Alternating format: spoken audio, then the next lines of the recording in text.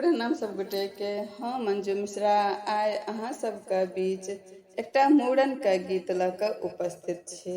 कोशिश करे छी अहाँ सबके नीक लागत त गीत पूरा सुनब। वीडियो के लाइक क देबे, कमेंट क के बताएब जे केहन लागल। और जे सब हमरा चैनल पर नया छी तिनका सबसे नम्र निवेदन अछि जे एहना सुंदर सुंदर गीत सुनय के लेल हमर चैनल के सब्सक्राइब जरूर क लेब। जे सब क लेने छी तिनका सबके बहुत बहुत धन्यवाद। तो चलू सब गोटा सुनने जाओ।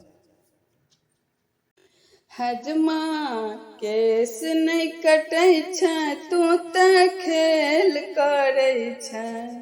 हजमा केस नहीं कटै छै तू त खेल करै छै। तू त बउआ के मौसी सा मेल करै छै। तू त बउआ के मौसी सा मेल करै छै। हजमा केस नहीं कटै छै तू त खेल करै छै। रे तू त खेल करै छै। तू त बउआ के मौसी सा मेल करै छै। तू त बउआ के मौसी सा मेल करै छै। बउआ के दीदी पर कनखी तू चलाबै छै। बउआ के दीदी पर कनखी तू चलाबै छै। देखै छथुन पीसा तू त कनियो ने लजाइ छै। देखै छथुन पीसा तू त कनियो ने लजाइ छै।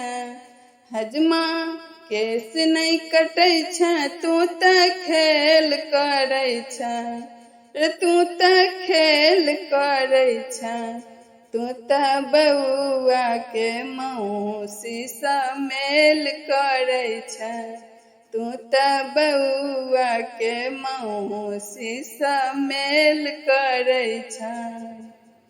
बउआ के मामी एलखिन मामा जी के छोड़ क।